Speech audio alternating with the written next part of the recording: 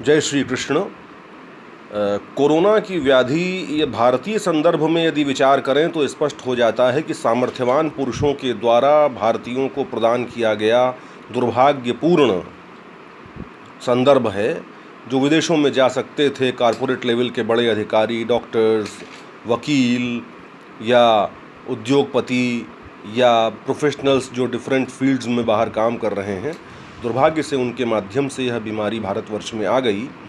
और उसके साथ साथ समस्या यह है कि वह तो इससे निवृत्त होने में सफल होते जा रहे हैं, किंतु दुर्भाग्य से यदि यह समस्या भारतवर्ष के निर्धन और मध्य वर्ग में सामुदायिक संक्रमण के रूप में फैल गई तो उसको संभालना बहुत कठिन होगा, क्योंकि उसके पश्चातवर्ती परिणामों को भोगने की सामर्थ्य भी अधिकांश भारतीयों में नहीं है। मैं जो कहना चाह रहा हूँ वह यह है कि कोरोना कोई स्टिग्मा नहीं है, कोई कलंक नहीं है कि आप जिनको हो चुका है उनके स्वस्थ होने के बाद भी उनके प्रति दुर्भाव रखें, उनको आउटकास्ट, आउट नंबर करने का प्रयास करें। उसी प्रकार से जो चिकित्सक अपने प्राणों को संकट में डाल करके निरंतर सेवा कार्य संपादित कर रहे हैं। बहुत सी खबरें आ रही हैं बहुत से क्षेत्रों से जहां पर उनको अपमानित किया जा रहा है, प्रताड़ित किया जा रहा है, जहां पर वो रहते हैं वहां से उनको निकाल देने की बात की जा रही है। ये बहुत दुर्भाग्यपूर्ण है और शासन को इस प्रकार की किसी भी प्रवृत्ति को नियंत्रित और प्रतिबंधित करने के लिए यथासंभव कार्य संपन्न किया जाना चाहिए। जैसा कि दिखाई दे रहा है कि केंद्र शासन बहुत इसके विषय में सचेष्ट है और कुछ न कुछ प्रयास कर रहा है अध्यादेश के माध्यम से।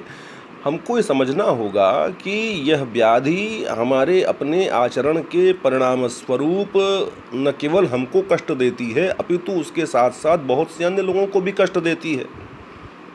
एक व्यक्ति का संक्रमण बहुत बड़े स्तर पर बहुत से अधिक लोगों को भी संक्रमित करता है और इस प्रकार से जो श्रृंखला है जिसमें हम एक तो सोशल डिस्टेंसिंग, मुझे आपत्ति है, मैं इसको फिज़िकल डिस्टेंसिंग कहना चाहूँगा, क्योंकि सोशल डिस्टेंसिंग अगर होगी जैसा कि हो रहा है तो मेंटल डिस्टेंसिंग भी बढ़ती चली जाएगी, लोग मन से एक दूसरे के दूर होते चले जाएंगे।